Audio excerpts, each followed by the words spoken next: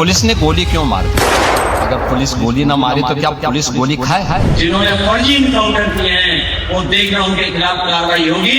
कानून के दायरे में ला करके कानून की भाषा समझाना तो फिर तात्कालिक परिस्थिति हो जाती है। अपनी धाक बनी रहे, धाक से लोग डरे, इसलिए उत्तर प्रदेश में इनकाउंटर किए जा रहे हैं। माफियाओं की उत्तर प्रदेश की धरती से जहन्नुम के रास्ते उनके खोल दिए हैं। ठीक है, गाड़ी पलट गई, लेकिन पलटी कैसी है बताओ ना। ये गाड़ी पलटी की पलटाई है।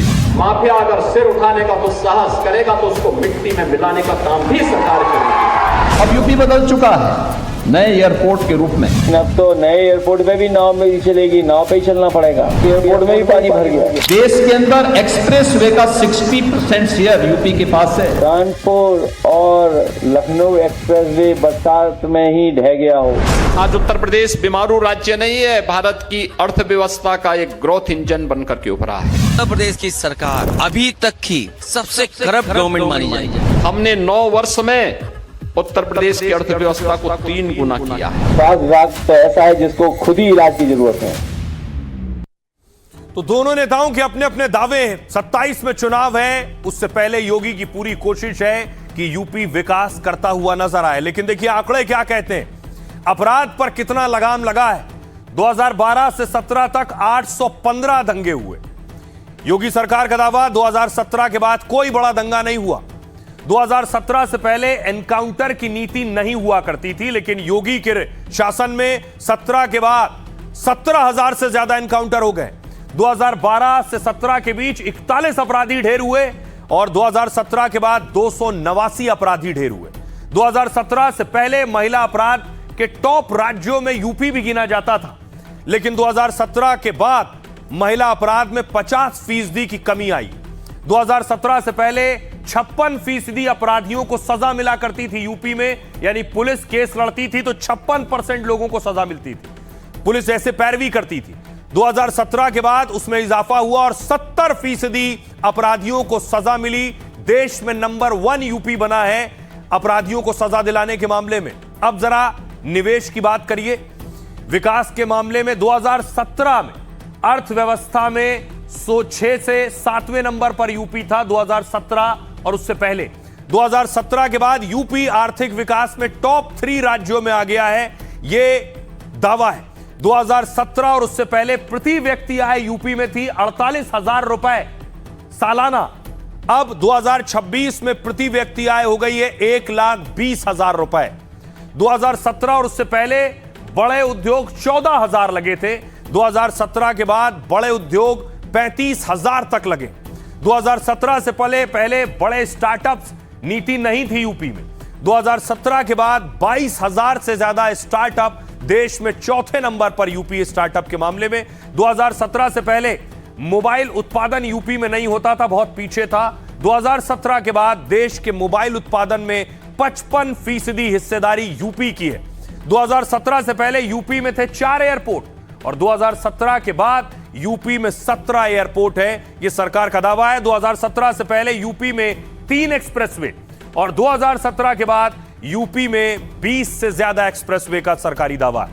सुनिए जरा क्या कुछ कह रहे हैं योगी आदित्यनाथ, जो आज जापानी प्रतिनिधियों से मिले हैं उत्तर प्रदेश में निवेश, विकास और रोजगार के लिए। Japan land of the rising sun है और Uttar Pradesh land of the Surya vansh है, land of the Shri Ram है, land of the unlimited potential है। जापान के पास दशकों का औद्योगिक अनुभव है। उत्तर प्रदेश के पास उसे आत्मसात करने और आगे बढ़ाने वाली युवा पीढ़ी है। हम चाहते हैं जापानी कंपनियां उत्तर प्रदेश को अपना सेकंड इंडस्ट्रियल होम माने। आज 2000 करोड़ रुपए से अधिक का स्कॉट कुबोटो परियोजना में लगभग 4000 रोजगार सृजन की जो संभावना विकसित हुई है, यह भारत जापान इंडस्ट्रियल कॉर्पोरेशन का एक महत्वपूर्ण उदाहरण है। स्पार्क मिंडा टोयो डेंसो साझेदारी भी जापानी टेक्नोलॉजी और उत्तर प्रदेश के स्ट्रांग मैन्युफैक्चरिंग इकोसिस्टम के इंटीग्रेशन की संभावनाओं को प्रदर्शित करता है। तो योगी आदित्यनाथ जापानी डेलीगेशन से मिल रहे थे और कैसे उत्तर प्रदेश में रोजगार बढ़े उसकी कोशिश कर रहे थे। दूसरी तरफ मैंने आपको एनकाउंटर की तस्वीर भी दिखाई यूपी की, लेकिन अखिलेश ने भी एक एनकाउंटर की तस्वीर साझा की। अखिलेश एनकाउंटर पर सवाल उठा रहे थे। ये तस्वीरें आप देख रहे हैं। अखिलेश यादव ने ट्वीट किया है कि एक शख्स लेटा हुआ जिसका एनकाउंटर हुआ, पुलिस पहुंचती है, पहले उसके पांव में पट्टी बांधती है, फिर देखिए इतनी देर वीडियोग्राफी हो रही, जितनी देर पट्टी बांधी जा रही है, कैमरे से वीडियो बन रहा है। पुलिस वाला पहले रुमाल बांधता है, फिर उसके नजदीक जाता है, फिर उसे उठाता है और उसके बाद जेब से कारतूस निकालता है। सुनिए जरा पूरे वीडियो।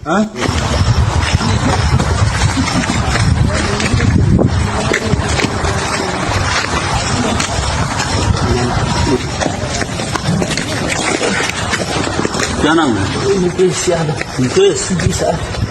पिताजी का? रामनरेश यादव। हाँ? रामनरेश यादव। रामनरेश। जी सर। क्यों पुलिस देख भाग रहे थे? क्या किए थे? दलहन। क्या हुआ था चनेठी में? मर्डर हुआ सर।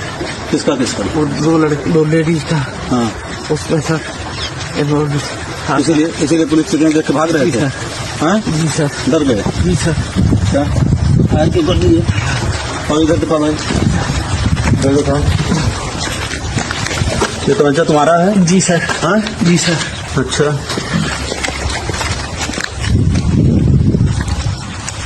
इसमें क्या है? Round sir. राउंड? और कुछ है? नहीं सर। और इधर देखो,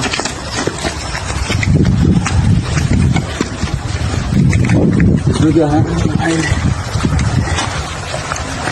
मोबाइल किसकी है? तुम्हारी? जी सर। पकड़ो से इधर रखो, फिर करना। अब देखिए अखिलेश यादव इस एनकाउंटर की वीडियोग्राफी पर सवाल उठा रहे हैं। उसके बाद पुलिस वाला पहुंचता है स्कूटी तक, स्कूटी में हरी पन्नी रखी है, स्कूटी की गद्दी हटाता है, हरी पन्नी से हरे हरे नोट निकालता है।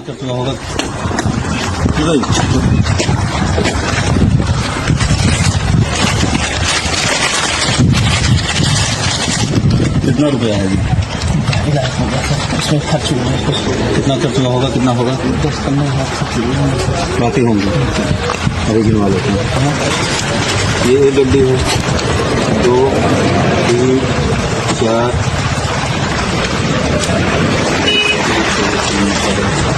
5, 6, 7, 8।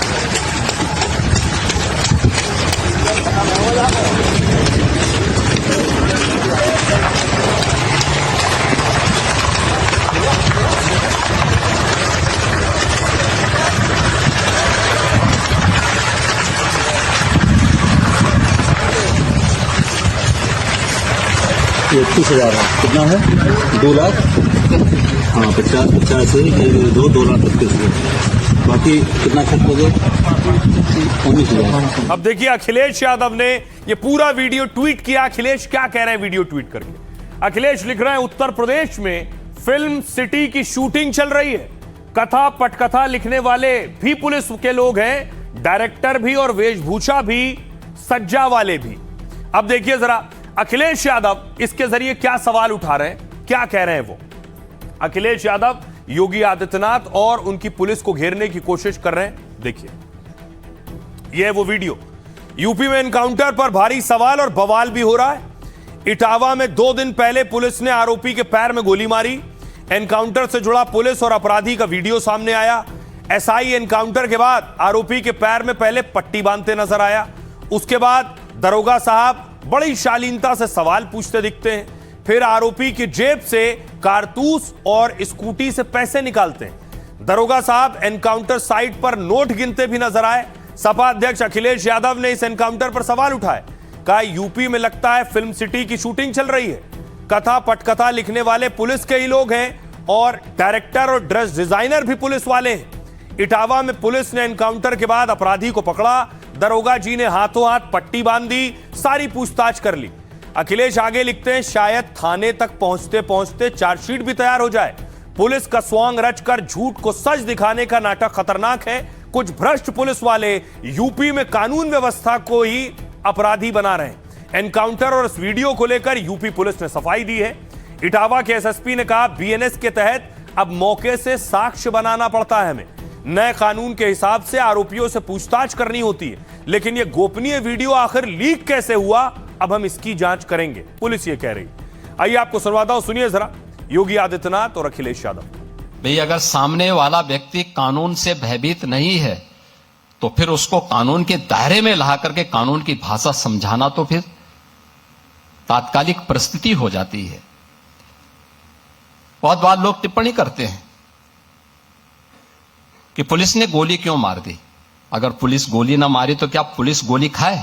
अगर उस अपराधी को गोली चलाने की स्वतंत्रता है तो पुलिस के पास भी हमने इसलिए पिस्तौल दी है कि वह भी उसके सामने उसका मुकाबला करे। अपनी धाक बनी रहे, धाक से लोग डरें, इसलिए उत्तर प्रदेश में इनकाउंटर किए जा रहे हैं। इतनी खराब पुलिस कभी नहीं होगी जो इस सरकार में हो गई है।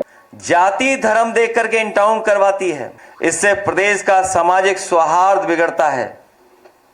फर्जी इनकाउंटर नाकाम सरकार की पहचान है। पुलिस केवल पैसे देख रही है और सुनने में आया कि हथेली गरम तुरंत पुलिस नरम। एक ही कानून चल रहा है यहाँ पर। अखिलेश यादव है जो आज अभी गिरफ्तार हुआ है, ये इसका रिश्ते में साला लगता है।